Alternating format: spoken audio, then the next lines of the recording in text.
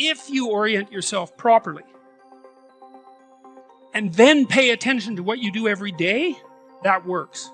And I actually think that that's in accordance with what we have come to understand about human perception, because what happens is that the world shifts itself around your aim. Because you're a creature that has an aim. You have to have an aim in order to do something. You're an aiming creature. You look at a point and you move towards it. It's built right into you. And so you have an aim. Well, let's say your aim is the highest possible aim. Well then, so that sets up the world around you. It organizes all of your perceptions. It organizes what you see and you don't see. It organizes your emotions and your motivations. So you organize yourself around that aim, and then what happens is the day manifests itself as a set of challenges and problems, and if you solve them properly, then you stay on the pathway towards that aim, and you can concentrate on the day, and so that way you get to have your cake and eat it too, because you can point into the distance, the far distance, and you can live in the day. And it seems to me that that makes every moment of the day supercharged with meaning. That's how, because if everything that you're doing every day is related to the highest possible aim that you can conceptualize, well, that's the very definition of the meaning that would sustain you in your life. Well, and then the issue is, well, back to Noah. Well, all hell's about to break loose and chaos is coming. It's like when that's happening in your life, you might want to be doing something that you regard as truly worthwhile. Because that's what will keep you afloat when everything is flooded. And you don't want to wait until the flood comes to start doing that, because if your ark's half built and you don't know how to captain it, the probability is very high that you'll drown. You organize your perceptions in relationship to a goal. So, for example, if I want to walk across the stage, then I'll specify my endpoint and I'll see that in high resolution. And then I specify the pathway, and the observation of that untrammeled pathway produces positive emotion, because positive emotion is an index of an untrammeled pathway towards a valued goal, which is also something that's very interesting to know, because it suggests that there's no positive emotion without a goal. It also suggests that the more noble the goal, the more complete and elevated the positive emotion. And that could be true. That could be true. And it's the case as well that when you organize your perceptions around a goal, that provides a container for your negative emotions. So if I want to walk across the stage because I think that getting to the other side is preferable to being here, so that's a hierarchy of value, that place is better than this place, then when I observe myself undertaking the actions that will get me to that place, that's comforting and provides security, because it shows that the structure that I'm using to organize my perceptions and to reduce the world to manageability is sufficiently accurate so that I can implement it. And so we seem to inhabit those structures all the time. Whenever we're looking at the world, whenever we're interacting, we specify a goal, so that's an ethical enterprise, and we organize our emotions within the specification of that goal. And then we produce hierarchies of goals. So, you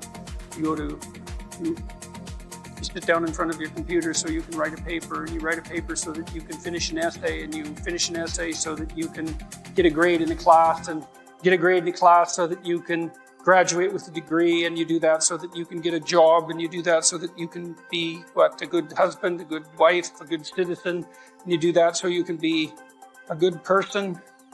There's a hierarchy of ethic that permeates the entire enterprise, right from the microcosm up to the macrocosm, and I think that's something like the whole landscape of religious value, with the outermost container. So be a good person, let's say, that's the ultimate aim of the religious enterprise. That's something like the imitation of Christ in the most fundamental sense, and all the things that you do within that are a reflection of that, or you're confused and chaotic.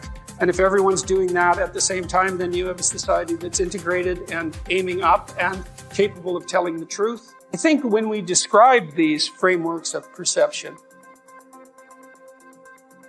the name we give to the description of a framework of perception is a story. And I think the reason that we like stories so much is because we need to establish frameworks of perception in order to operate in the world and to allow ourselves to be integrated peacefully with other people. And so we're extraordinarily interested in anything that has a narrative basis. And the reason we're interested in that is because we're trying to build within ourselves and collectively the structure that enables us to perceive the world without undue confusion and chaos, and in a manner that provides some value to us and some sustainability. That's the goal overall. And that seems to me to be the goal of the entire religious enterprise. And so, is it possible that, well, I guess that's the claim I thought I'd elaborate out a little bit today, is that the Bible is true in a very strange way. It's true in that it provides the basis for truth itself. And so it's like a meta-truth. Right? Without it, there couldn't even be the possibility of truth. And so maybe that's the most true thing. The most true thing isn't some truth per se, it's that which provides the precondition for all judgments of truth. And it seems to me that I can't see any holes in that argument. And I can't see any holes in it from a scientific perspective either, because I think we do know well enough now as scientists that the problem of deriving ethical direction from the collection of facts is an intractable problem. There's too many facts. There's an infinite number of facts. They do not provide an unerring guide for action. They can't. There's too many of them. They have to be prioritized. And as soon as they are prioritized, well, then you're in the ethical domain. And then that begs the question, what's the valid ethical domain? And the postmodern answer is, well, there isn't one. It's all the expression of domination and power. And I think that's nonsense. I don't think that's a tenable solution. I think that we stumbled onto the proper answer in some sense in our religious enterprise, which is that we aim at what's highest, or we don't. We aim at what's highest jointly, or we're divided. We aim at what's highest, and that gives meaning to all the things we do that are subordinate parts of that. We aim at what's highest, and that's what collects us and gives us structure, all of that, singly and jointly. And that's all what we've been trying to communicate all these centuries as we've been trying to communicate the whole religious corpus, generation after generation, and to sort this out and to straighten it out and to try to understand it. You might say, well, what might you replace an ideology with? And I would say, well, a differentiated view of and strategy for life. And so when I work with my clients, I never start with high order problems to begin with, like how do I orient myself spiritually? So let's just leave that aside for a second, okay? We'll return to it. So what do you need to get straight in your life? Well, you need a job or a career. Career, preferably, perhaps. The advantage to a job is that you do it for 8 hours, let's say, and you're done, right? With a career, you're in it all the time. Now, you'll make more money, you'll advance up the economic hierarchy, but you're never done with work if you have a career. And maybe that's what you want. But in any case, you have to have a job or a career. Why? Well, you don't want to starve. You want to take care of yourself and the people that are dependent on you. There are practical, obvious practical reasons, but there are psychological reasons too.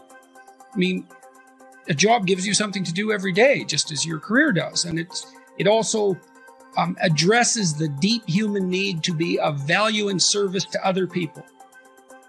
And so that needs to be attended to. So if you're a young person, it's like, okay, have a plan. You need a job and a career. It would be good if it was something that you could be competent at.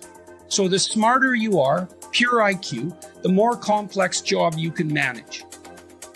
And then if you add the development of discipline to that, so that's the development of conscientiousness, that can further you. So you need conscientiousness and intelligence to be competent. And the more hardworking you are and the more intelligent, the more complex the job you can manage. So if you're of average intelligence, which you've probably figured out by the time you're 18 or so, it's going to be very, very difficult for you to be a high-end corporate lawyer unless you work insanely hard. So your better bet is to pick a profession that isn't so cognitively demanding, that's still useful. And trades are great as far as I'm concerned. It's not like tradespeople aren't skilled, and it's not like trades don't require intelligence. I'm not saying that. Mm-hmm. But it doesn't require as much abstraction, generally speaking. Like if you want to be a lawyer, you have to be hyper literate and like 90th percentile literate fundamentally. And you have to be able to formulate verbal arguments, or you're going to get crushed by someone who can do it. Okay, so job and career, you need a plan. Okay, education, you should be as educated as you are intelligent. You should have a plan for that. Yeah. Okay, and it should continue because things change quick and you better keep up. Okay, so you should have a vision of that. People don't seem to do well without an intimate relationship. It'd be good if you could have a family and bring peace to the family that you have, because family is important, extraordinarily important. Those connections, so intimate relationship and family, whether that's your parents, your siblings, or the family that you start. You need a plan for that, and a vision of that. You have to take care of your physical and mental health. You have to regulate your drug and alcohol intake. You have to figure out how to make productive and meaningful use of the time that's allotted to you outside of your obligations. That's extraordinarily useful. And you have to address your philosophical or spiritual / aesthetic yearnings, such as they might be. Well, so that's better than an ideology, a plan. Sure. Right. Now, and as you climb up your career, as you expand your competence and power, well, then you can get involved in larger scale transformations if that's where your interest takes you. And so with job and career, you should be competent and interested in it. That's a good pathway to success.